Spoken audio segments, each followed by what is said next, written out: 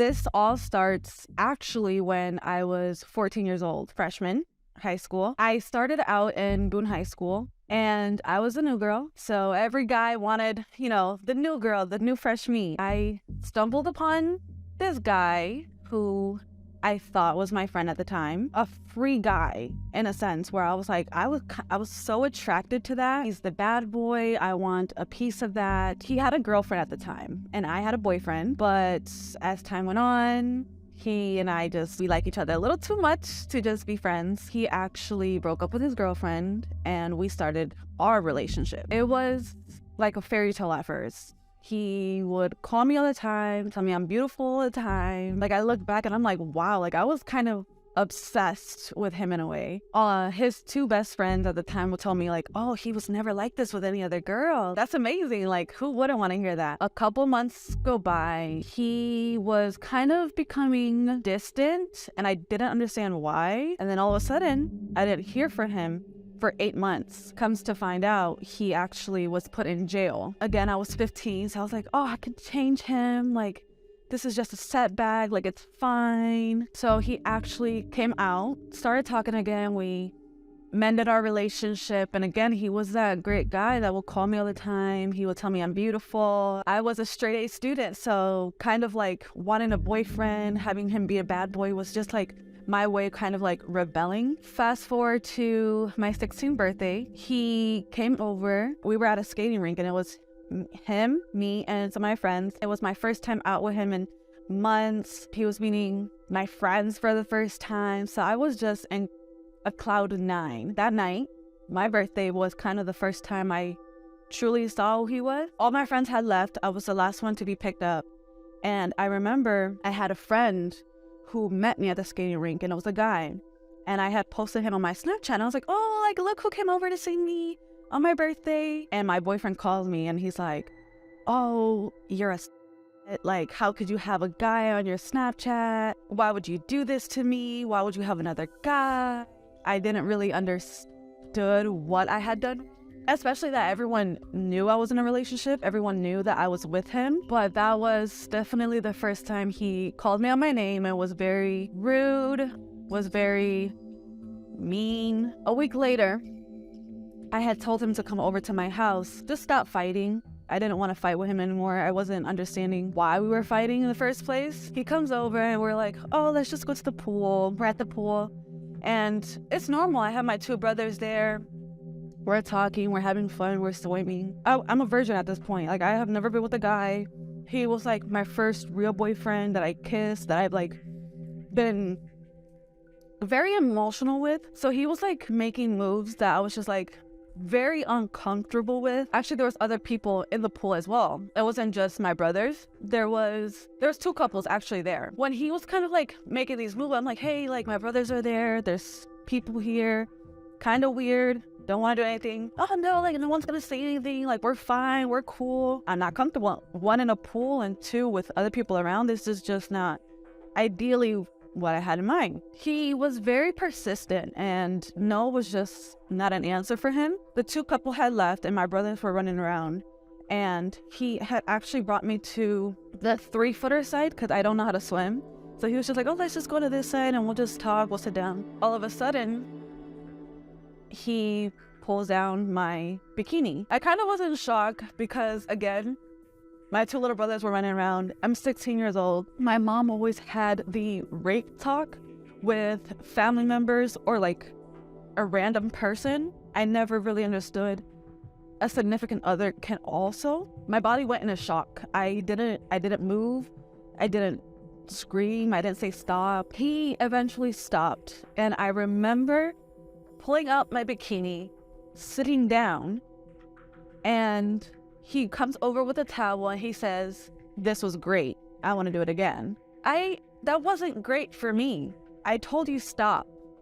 And that wasn't enough. Oh, well, I didn't think you were being serious. That night, I cried myself to sleep because I was like, how did I allow myself to be put in this position in the first place? And I remember him coming over every week to my house, to the same pool, to do the exact same thing. And it became a cycle for months on end. When I was younger, my mom gave me the talk to look out for family members that were a little too touchy or complete strangers. She never sat down and talked to me and told me that your husband, your boyfriend, your significant other can actually also rape you, sexually assault you. So I was very wary of random people, but when it was a boyfriend doing it to me, I thought it was completely okay. Oh no, like, you're my girlfriend, you have to do this.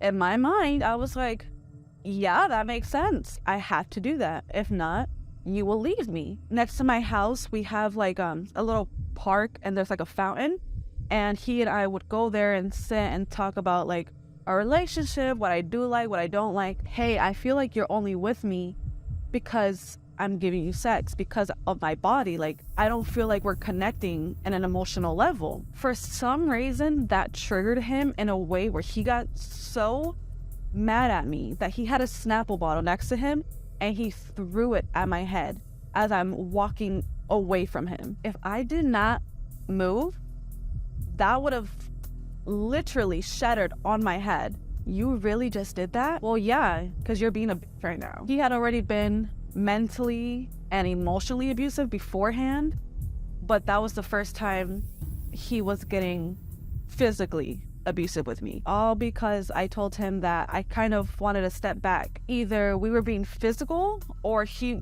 physical as in like having sex, or he would be physical with hitting me because I didn't want to have sex. I was so stressed out. I was losing hair. I wouldn't eat, and when I would eat, I would throw it up, not because I didn't want to eat, but because I was so stressed out. I had so much anxiety. I was so depressed. It felt like, to me, that no one understood where I was coming from, that no one knew what I was going through. My family didn't really notice what was going on until I started throwing up. But it wasn't for, oh, like she might be depressed, or oh, she might be anorexic. My mom actually thought I was pregnant. My mom looks at me and she's like, are you pregnant? And I'm like, no. And she was like, yeah, you better not be. You're 16. Like, you shouldn't even be having sex right now. Yeah, you're right. I shouldn't be having sex. But it was taken from me. I had sat down with her one night when I was getting raped and beaten, and I was just so tired. And I was so scared of getting pregnant by him. And I told her, hey, I want to start birth control. And she looked at me and said, you shouldn't be having sex, so you're not going to go on birth control. I went to my room and cried my eyes out. Being pregnant by his child was like my worst fear. I felt really alone at 16. It took him to tell me that if I left him, he would kill my little brother. And me and my little brother are like close. He knew how to get me to not leave him by constantly saying, like, I will kill your little brother. One night, I had called him, and it was 3 o'clock in the morning on a school night, and his best friend picks up and it's like, hey, we can't find him. He left the house. He's missing. The police are looking for him. He robbed a house. And in that mind, I was like, if he goes to jail, this is my freedom. I remember staying up that night praying that the police would find him. It was maybe 7 a.m. Going into class, I get like a phone call from an unknown number. I pick it up and it's a jail call. They caught him. They had to have caught him.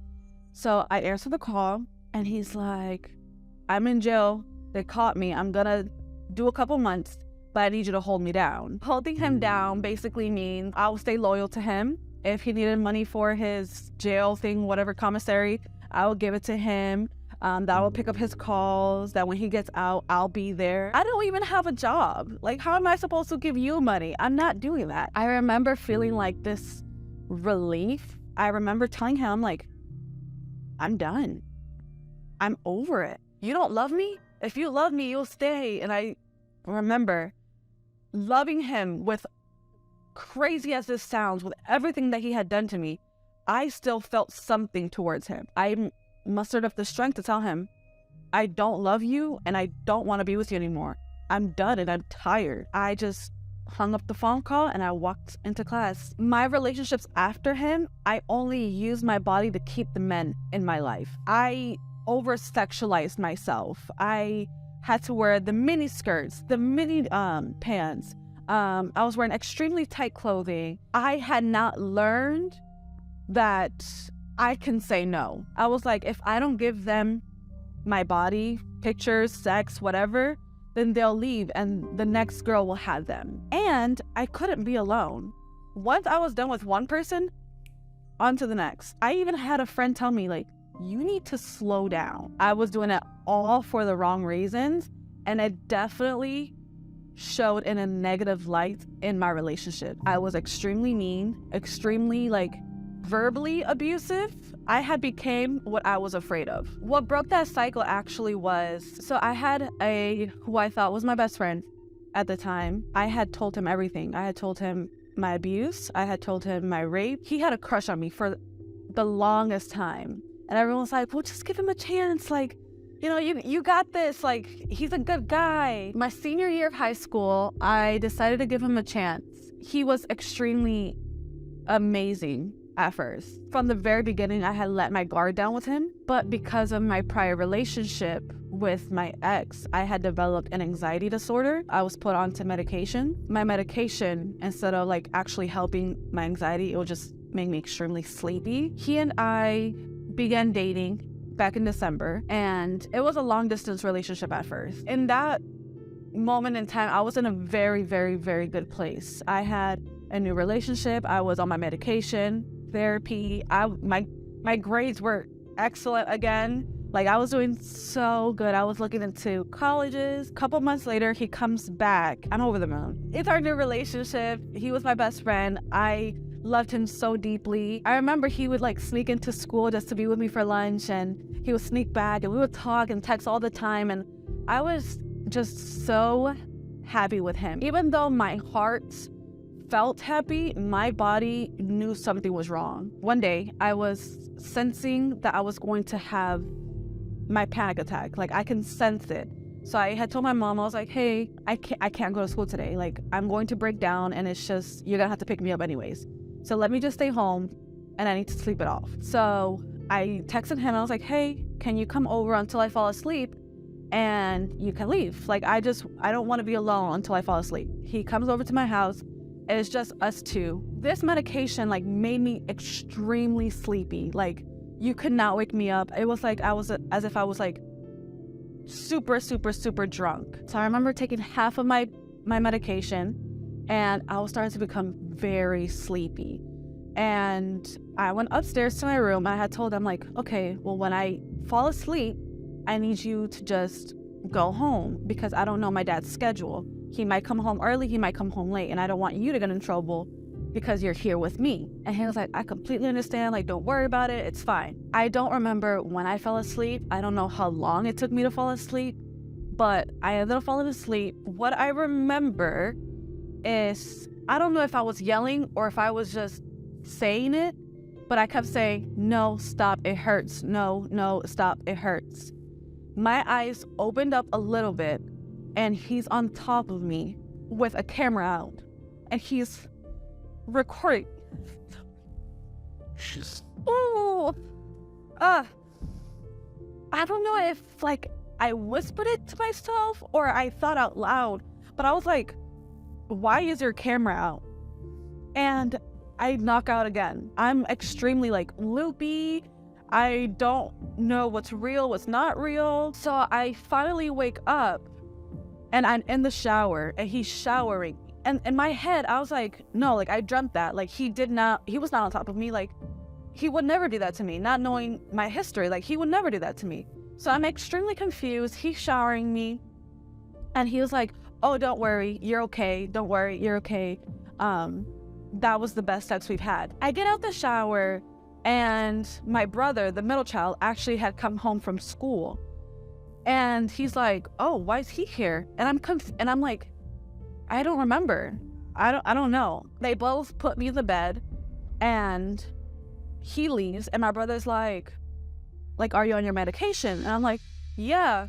And he's like, okay, don't worry. I'll bring you water. You can go back to sleep. I wake up again and it's the middle of the night. And I go to the bathroom and in my head, I'm like, no, like I dreamt this entire thing. Like this could not have actually happened. I'm sitting down and there's like blood in my underwear. And I'm extremely bruised and extremely, like I'm hurting. Like it hurts to even pee. I go back to sleep. The next morning rolls around and I text him and I'm like, hey, did you go home after I fell asleep? Oh yeah, nothing happened. Are you okay? Do you remember anything? It took a long time for like my memories to completely jog back together, but I never said anything because I was so, two things, ashamed and embarrassed. And then after it happened, that's when he became verbally and physically abusive as well. He was being enlisted into the Air Force and he was leaving. And I was like, okay, if he leaves, this is my break. I'm okay. I was telling him like, hey, like we need to break up. I'm turning 18 next month. I don't want, to do long distance relationship. I'm kind of done. This was all on our drive to have breakfast with each other because I wanted to sit down in a restaurant, publicly do this with him because I knew he would lash out with me. He gets out my car in the middle of traffic, gets out my car and starts walking away. There's a gas station, and so he walked into the gas station. I parked my car into the gas station. I tell him, like, hey, come back inside. He gets back in the passenger seat, and he hits me in the face. This is what you like. Like, you like to see me pissed off. And I was like, I'm not trying to piss you off. Like, this is not what I'm trying to do. He goes into his backpack, and he takes out a wad of pictures, and he's like, this is what I had for you.